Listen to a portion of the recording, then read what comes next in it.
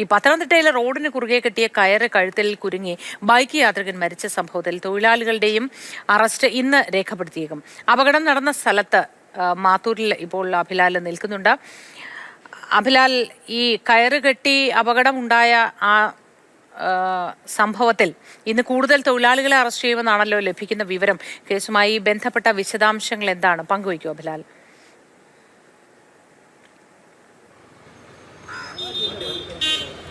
മോത്തി, തിരുവല്ലയിൽ നിന്നും ചങ്ങനാശ്ശേരിക്കുള്ള പ്രധാന പാതയിൽ നിന്നും ഏറെക്കുറെ 150 മീറ്റർ ഉള്ളിലേക്ക് വരുന്ന ഒരു പ്രദേശമാണ്.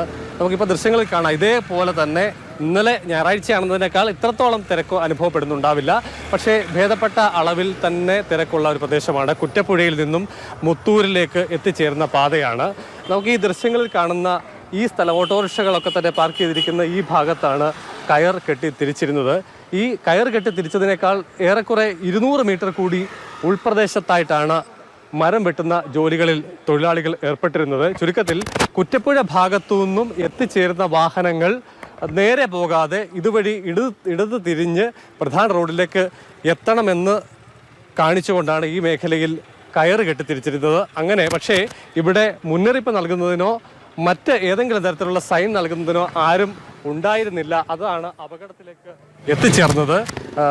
സിയാദ് കുടുംബത്തോടൊപ്പം ആ മേഖലയിൽ നിന്നും സ്കൂട്ടറിലെത്തുകയും ഇവിടെ പോസ്റ്റിലും 2 പോസ്റ്റുകൾ തമ്മിൽ ബന്ധിപ്പിച്ച് കെട്ടിയിരുന്ന പ്ലാസ്റ്റിക് കയറിൽ അദ്ദേഹത്തിൻ്റെ കഴുത്ത് കുരുങ്ങി അദ്ദേഹം റോഡിലേക്ക് തലയടിച്ച് വീണ് മരണം സംഭവിക്കുകയാണ് ഉണ്ടായത്.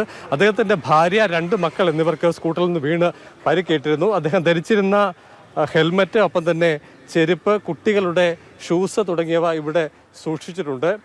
അദ്ദേഹത്തെ ആശുപത്രിയിലേക്ക് എത്തിക്കാൻ വേണ്ടി ശ്രമം നടത്തിയിരുന്നു. പക്ഷേ അതിന് മുൻപ് തന്നെ മരണം സംഭവിച്ചു എന്നുള്ളതാണ് നമുക്ക് മനസ്സിലാക്കാൻ സാധിക്കുന്നത്. ഈ തിരുവല്ല നഗരസഭ പരിധിയിൽ വരുന്ന പ്രദേശമാണിത്. കൗൺസിലർ നമ്മോടൊപ്പം ചേരുന്നുണ്ട്. വളരെ ഗൗരവകരമായ ഒരു അനാസ്ഥയാണ് ഉണ്ടായത്. അതെ, ഒരു കാരണമായ സംഭവമാണ് ഉണ്ടായത്.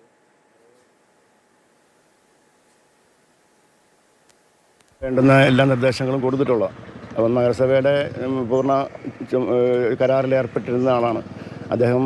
കഴിഞ്ഞ 6 മാസമായിട്ട് വനംവകുപ്പിൻ്റെ അനുമതിയൊക്കെ വാങ്ങി വളരെയധികം പ്രഷറായിരുന്നു മുനിസിപ്പാലിറ്റിക്ക്. ഈ മരം വലിയ അപകടസ്ഥിതിയിലുള്ള മരമായിരുന്നു.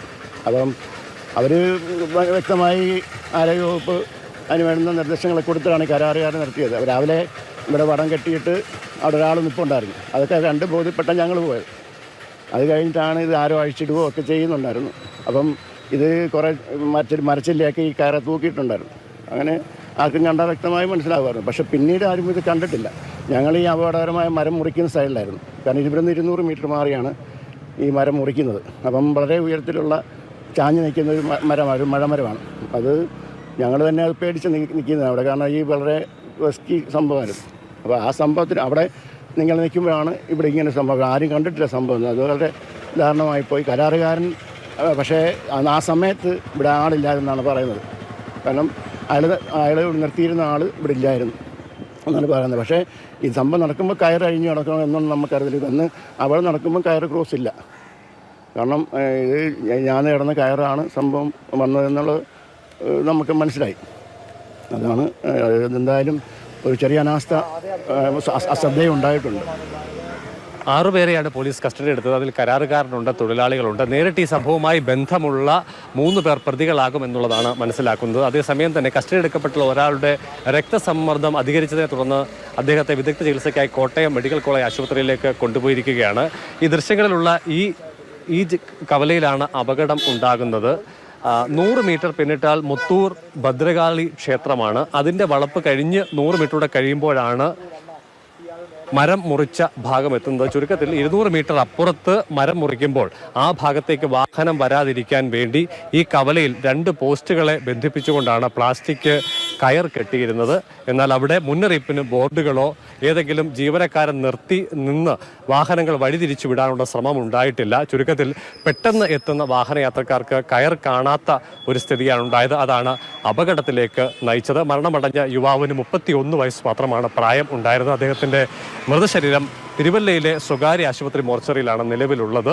രാവിലെ അവിടെ നിന്നും പോസ്റ്റ്മോർട്ടത്തിനായി ആലപ്പുഴ മെഡിക്കൽ കോളേജ് ആശുപത്രിയിലേക്ക് കൊണ്ടുപോകും.